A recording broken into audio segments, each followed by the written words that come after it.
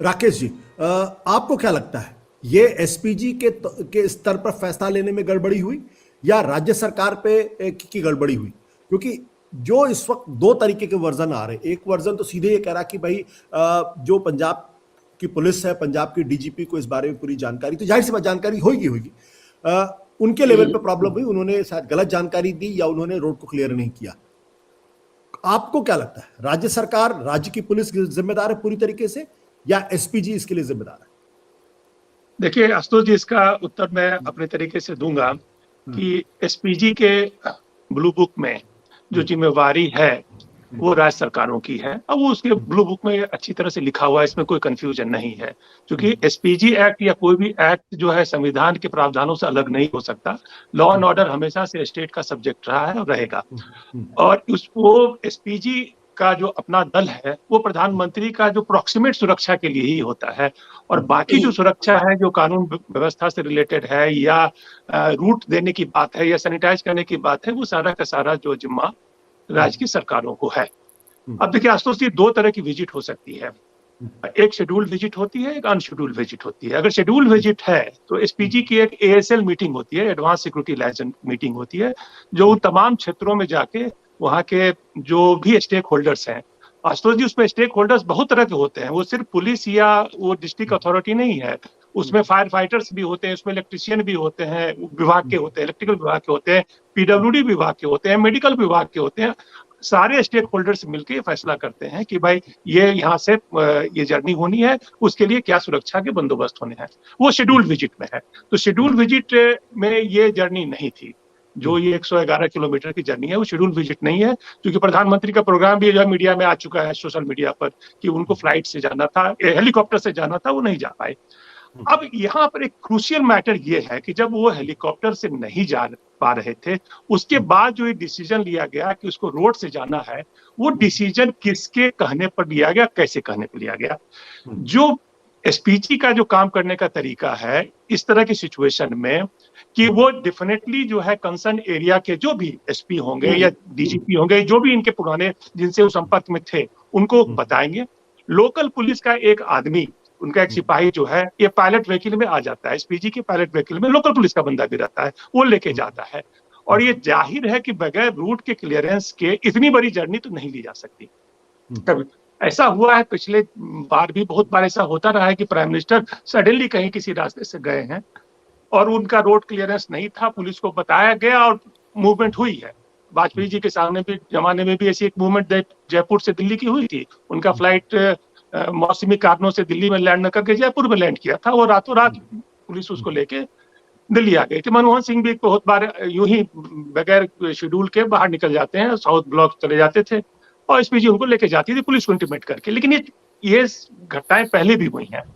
लेकिन ये इस बार की घटना में ये जानना जरूरी है, जो इंफॉर्मेशन अभी हम लोगों में किसी के पास नहीं था, कि एक्चुअल कम्युनिकेशन जो एसपीजी की टीम का जो लीडर था और स्टेट पुलिस के बीच में या स्टेट अथॉरिटी के बीच में क्या हुई। हम ये मान के चलते हैं कि स्टेट पुलिस ने उनको क्लियरेंस दी कि भाई इस रोड पर आप आ सकते हैं, और ये क्लियरेंस जो है आनंद फानंद में दी गई है, क्योंकि इसके लिए जो जितने भी प्रिलिमिनरी एक्सरसाइज होनी चाहिए थी वो करने का समय नहीं रहा होगा। आनंद फानंद में ये क्लियरेंस दे दी गई है। और जैसा कि सर ने बताया कि वहां पर पुलिस की उतनी पुख्ता व्यवस्था भी नहीं होगी। अब 120 किलोमीटर के रास्ते पर तो आप सारी जगह पुलिस लगा नहीं सकते, रूट भी नहीं लगा सकते। तो एक तरह से मानिए कि एक हाफ रिस्क सिचुएशन में ही एसपीजी ने कन्वॉय को लेकर आगे गई होगी, जिसमें जाहिर है कि उसमें राज्य पुलिस का आदमी भी था। अब सवाल उठता है कि एक पर्टिकुलर स्टेज पर जरूर खबर आ गई होगी, जहां अभी तो आरोप प्रत्यारोप लग रहे हैं कि आईबी ने खबर कर दी थी कि यहाँ पर लोग बैठे हुए हैं, तो खबर जरूर आई होगी बीच में। और वो किस पॉइंट पर खबर आई, जिस पॉइंट पर खबर आई, मेरे हिसाब से एसपीजी को उसी पॉइंट पर रुक जाना चाहिए था। एसपीजी को रुक जाना चाहिए, उनके दिल में भी है अगर इस तरह की सिचुएशन आती है तो सीधे वो रिवर्स लेना था, यू टर्न लेना था, वापस रास्ते में जाना था, या कहीं भी कोई सेफ हाउस, कहीं पर वहां जो भी उनका डेजिग्नेटेड सेफ हाउस होता है वहां लेके जाना था। एसपीजी ये जान के, जब उनको मैसेज था कि आगे में ब्लॉकेड है, ये अलग पार्ट है कि स्टेट पुलिस ने उस ब्लॉकेड को क्यों नहीं हटाया, उनको पहले क्यों नहीं किया, ये स्टेट पुलिस की जिम्मेवारी है, उस पर हम अलग से चर्चा कर सकते हैं। एसपीजी को उस हालत में, उस सिचुएशन में लेके जाना बिल्कुल गलत था। ये मैं मानता हूं कि चूंकि अगर ये किसी दूसरे कारण से किया गया है वो मैं कह नहीं सकता, लेकिन एसपीजी का जो अपना ड्रिल है उसके हिसाब से अगर कहीं भी कोई ब्लॉकेट है या कहीं भी कोई इस तरह की सिचुएशन आ रही है जिसमें प्रधानमंत्री की सुरक्षा पर खतरा हो सकता है, तो एसपीजी को उसी वक्त, उनके ड्राइवर भी इस तरह से ट्रेंड होते हैं कि पूरा 180 डिग्री का वो बना के पुल पर जाने के पहले ही उनको वापस आ जाना चाहिए था। पुल पर ले जाने के बाद वहां 20 मिनट तक रहना, वो सबसे बड़ी खतरनाक बात ये हो गई कि आप उस सिचुएशन में फंस गए, अब चले गए वहां पर। अब वहां पर जाने के बाद वहां से निकलने का मौका नहीं था। अब जहां तक राज्य पुलिस की बात है, वो निगोशिएट कर रही थी, निगोशिएट करने की बात मुझे समझ में नहीं आती है। प्रधानमंत्री की सुरक्षा में अगर कुछ हो रहा है तो निगोशिएट नहीं होना चाहिए। मुझे लगता है कि किसी दबाव में, किसी राजनीतिक कारण से राज्य की पुलिस किसानों पर बल प्रयोग नहीं करना चाहती थी, जबकि ये स्थिति ऐसी थी उनको बल प्रयोग करके उनको हटाना था, निगोशिएशन का वहां पर कोई गुंजाइश नहीं था। तो यहाँ पर थोड़ी बहुत चूक एसपीजी से भी है और ज्यादा चूक जो है ये राज्य पुलिस की लगती है। मैं अभिज्ञान विनोद जी के पास जाएंगे, लेकिन उसके पहले एक और सवाल मैं यशोवर्धन जी से पूछना चाहूंगा, फिर उसका छोटा सा जवाब राकेश जी आप भी दीजिएगा। क्या ये एक थ्रेट परसेप्शन के लिहाज से प्रधानमंत्री की सुरक्षा को लेते हुए 120 किलोमीटर के रोड जर्नी को जाना, वो भी अनशेड्यूल्ड ट्रिप पे, क्या ये सिक्योरिटी के पॉइंट ऑफ व्यू से एक समझदार फैसला था? देखिए, दो चीजें हैं, इसका आभास मैंने पहले ही दिया था अपने पहले उत्तर में। सवाल ये है कि प्रधानमंत्री को तो पहले से भी मालूम था और यहाँ की मिनिस्ट्री को, इंटेलिजेंस एजेंसीज को मालूम था कि प्रधानमंत्री अब जाएंगे तो वहाँ पे लॉ एंड ऑर्डर प्रॉब्लम्स होंगे। ये सबको मालूम है, स्टेट पुलिस को मालूम है, इंटेलिजेंस ब्यूरो को मालूम है, सबको मालूम है। अब उस समय चूंकि अरेंजमेंट्स हो चुका था, कई बार प्रधानमंत्री ये कहते हैं कि नहीं मैं जाऊंगा, और अगर प्रधानमंत्री कहीं पे जाना चाहते हैं तो आप किस आधार पे उनको मना करें? He will take a decision like that. Democracy है, डेमोक्रेसी में वो अगर ये कह रहे हैं हम जाएंगे तो जाएंगे। क्या प्रधानमंत्री किसी इलाके में नहीं जा सकता?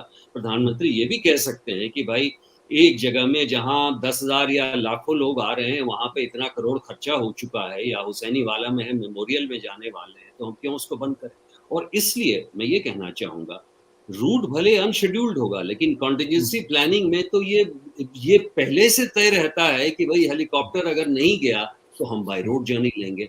अब उस समय पे ये डीजीपी का कहना है, कह सकते हैं कि भाई 120 किलोमीटर हम नहीं अलाउ कर सकते क्योंकि आपको पूरी सुरक्षा नहीं दे सकते।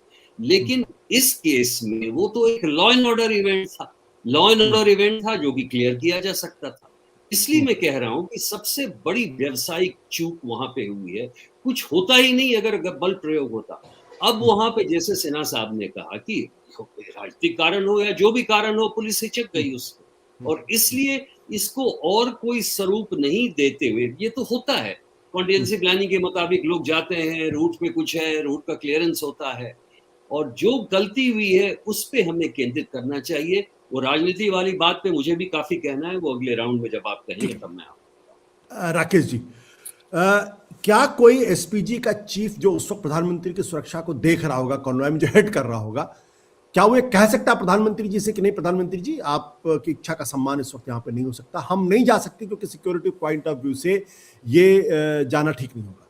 क्या ये हिम्मत अधिकारी कर लेते हैं, वो भी मोदी जैसे पावरफुल प्राइम मिनिस्टर के सामने?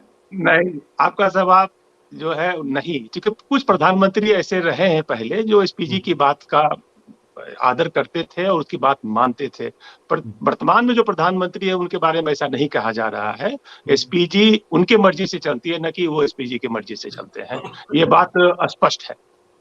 इसलिए ये कहना कि एसपीजी प्रधानमंत्री पर वहां दबाव डाल सकती थी, तो मुझे नहीं लगता है कि प्रधानमंत्री पर दबाव डाल सकती है, और किसी की इतनी हिम्मत थी कि प्रधानमंत्री पर दबाव डाल सकती है। अब let me ask a further question, अगर ऐसे समय में कोई चूक हो जाए, then who should be the responsible?